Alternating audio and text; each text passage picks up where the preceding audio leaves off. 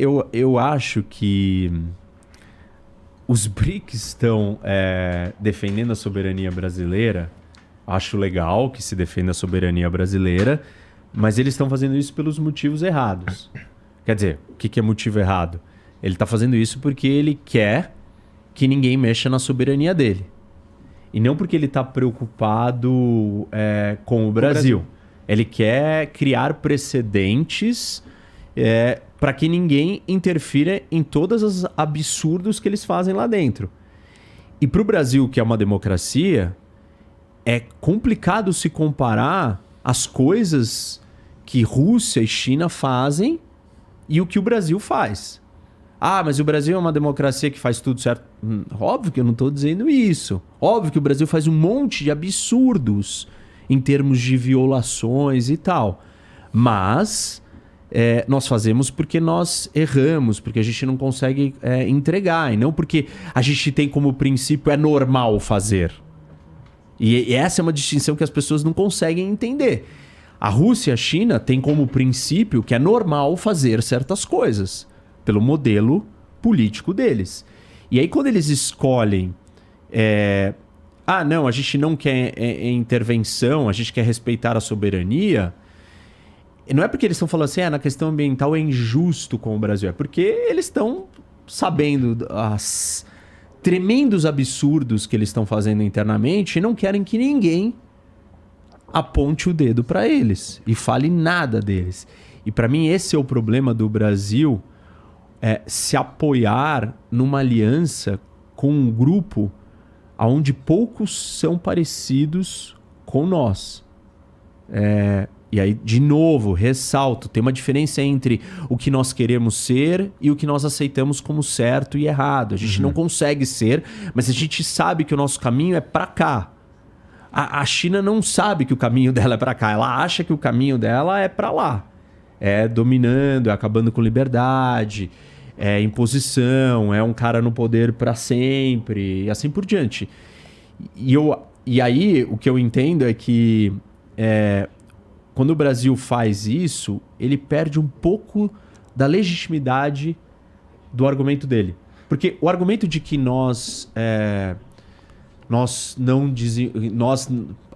preservarmos vai comprometer o nosso desenvolvimento enquanto os outros não preservaram e se desenvolveram, o argumento está do nosso lado. É óbvio que está errado. Agora, quando você se junta com a Rússia, que está invadindo um outro país, com a China, que tem um genocídio, assim por diante, todas as outras histórias que estão acontecendo, aí você fala assim, mas, tipo assim, essa é a turma que você se juntou para... Tudo bem, talvez não tenha outra alternativa, né? Não tenha como empurrar o G7 a fazer o que eles querem, mas eu acho que, sei lá, a gente tinha que pensar em caminhos melhores, porque uma aliança com os BRICS desse jeito, eu não acho que ela vai necessariamente dar para o Brasil o que ele quer. Basicamente, tu não gosta do BRICS, então? Tu não gosta desse bloco? Eu não acho que ele serve para nada. Assim, acho que ele foi uma coisa que nem o Ricardo falou, né? Ele foi criado por uma razão... Foi criada, não. O termo foi cunhado sobre um grupo de países que valia a pena investir. Ponto. Mais nada. Não é um bloco de verdade. Não, esse grupo de países ouviu, achou legal e o termo e falou assim, vamos se bloco. juntar. Uhum. Só que assim, vamos se juntar, também não aconteceu nada de relevante nessa junção até hoje. Criaram o banco. Tipo assim...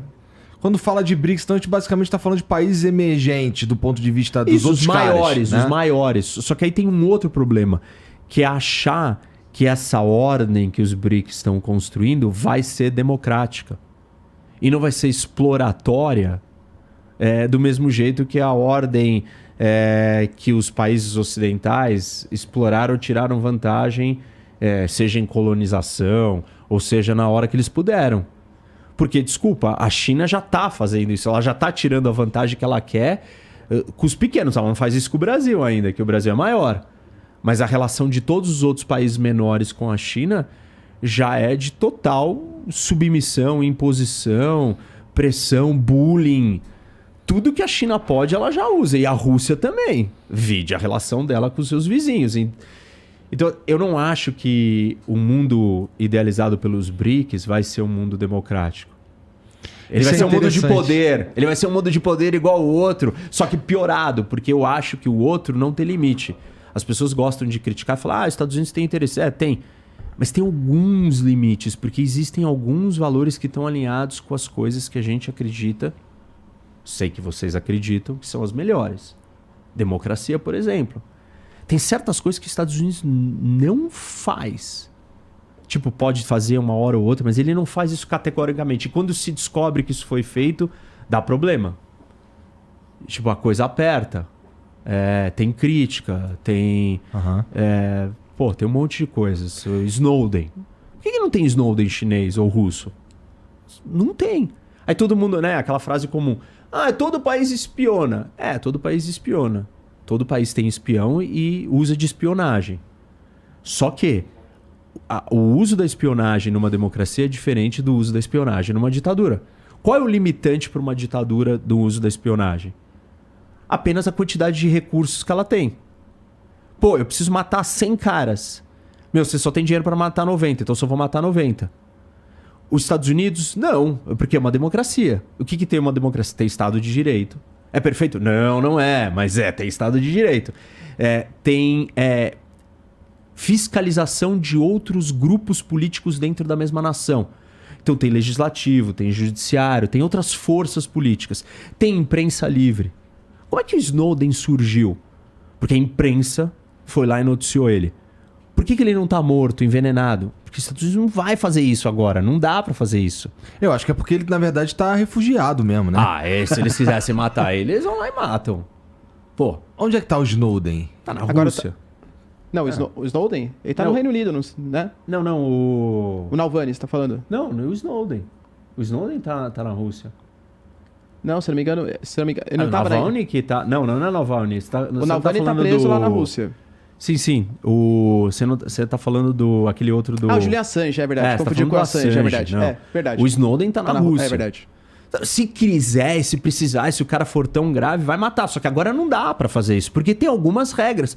Quem mandar fazer isso, vai ter repercussão. E vai ter problema. E na ditadura não acontece assim. Não tem. Achou ruim? Vai morrer você também. Tipo, não tá morrendo os jornalistas todos americanos que noticiaram a história do Snowden. Na China e na Rússia vai morrer todos os jornalistas que noticiarem uma história dessa.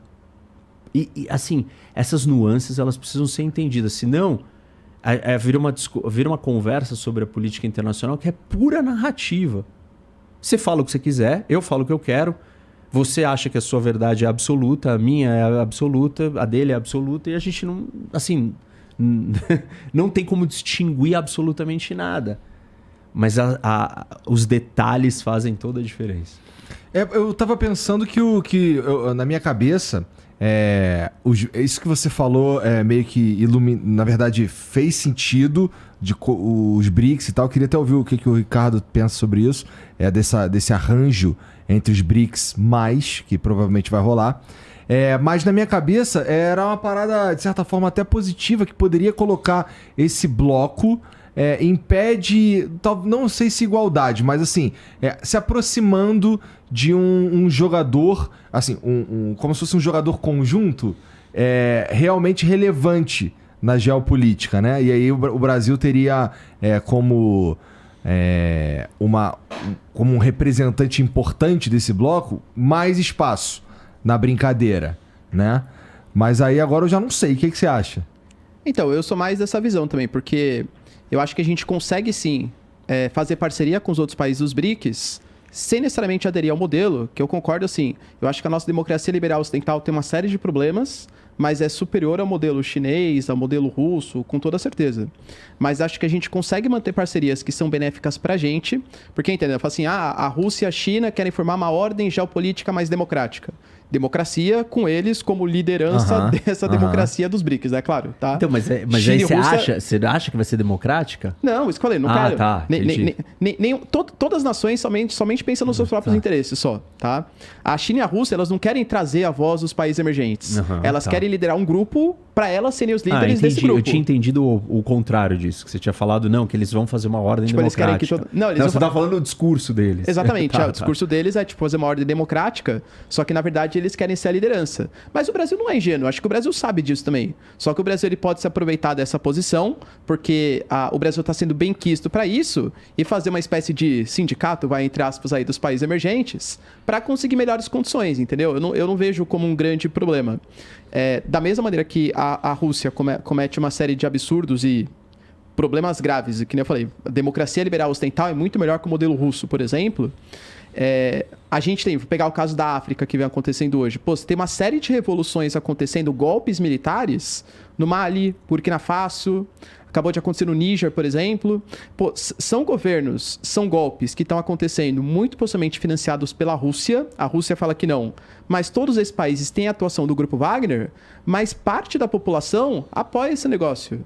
Por quê? Fala assim, pô, beleza, a gente sabe que a Rússia não é perfeita, talvez, né, agora a Rússia vai ser a grande salvadora porque não tem muito discernimento, mas a gente está cansado da exploração que a França fez. O Níger, por exemplo, é a 7ª maior reserva de urânio do mundo.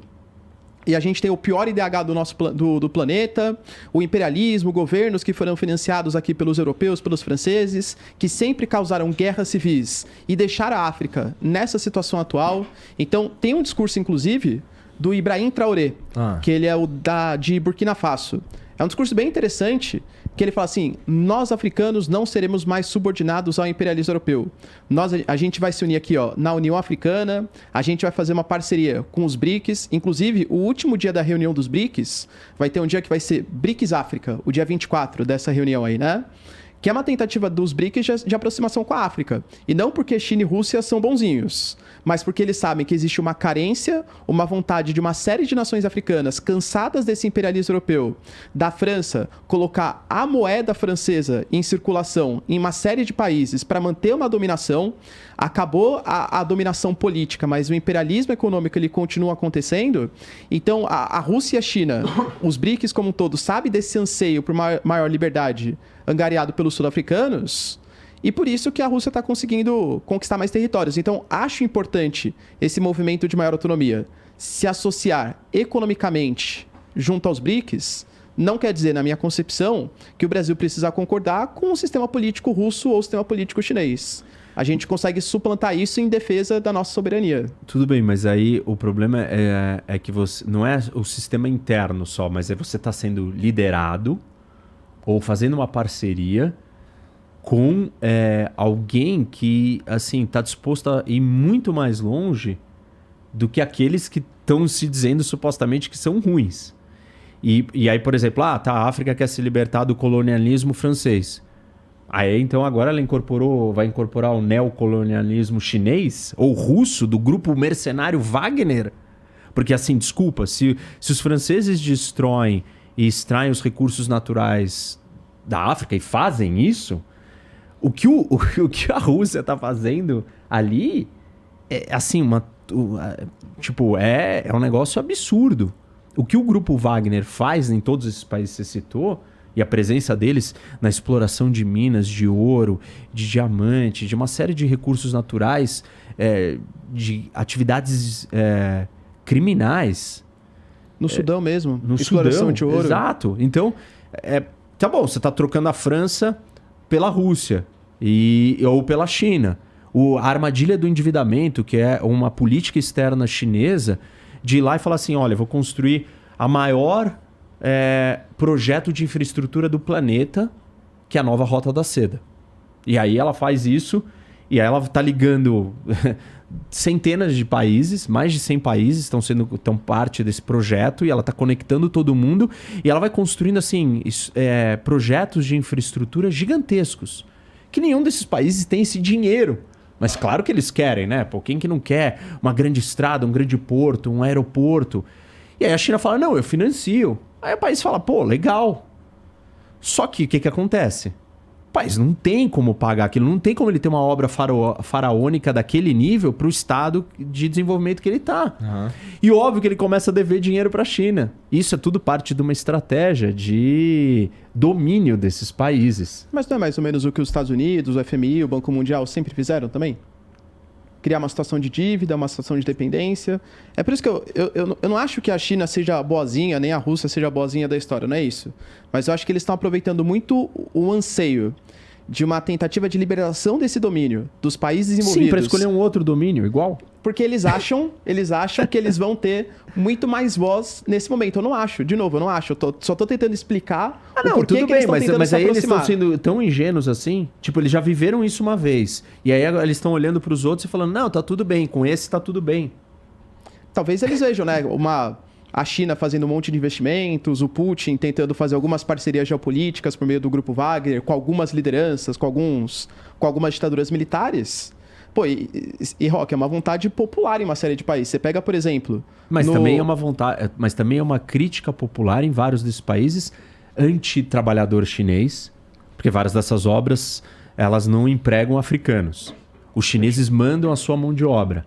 É e um aí... escape de investimento, né, dos chineses, com certeza. E aí aqui que os africanos estão falando, isso daqui não tá me dando emprego, tá endividando o meu país, tá quebrando. Aí depois isso daqui vai virar um território chinês, vai virar uma base chinesa aqui dentro. Ok, existe uma parte da opinião pública que está a favor, mas está surgindo e crescendo cada vez mais uma crítica também da opinião pública em relação enfim, às estratégias desses países. Mas e no Sahel, por exemplo? No Sahel, Burkina Faso, Mali e Níger, todos passaram por golpes militares, pelo menos até o momento, majoritariamente apoiados pela população. Uma população cansada desse imperialismo francês. É que ali tem um outro elemento... Que é o jihadismo? O jihadismo... Hoje, essa região do Sahel da África é a base do movimento fundamentalista islâmico terrorista no mundo. Tipo, não é mais o Oriente Médio o foco do fundamentalismo. O foco tá ali, você sabe? Tá no Sahel. Então, o que acontece?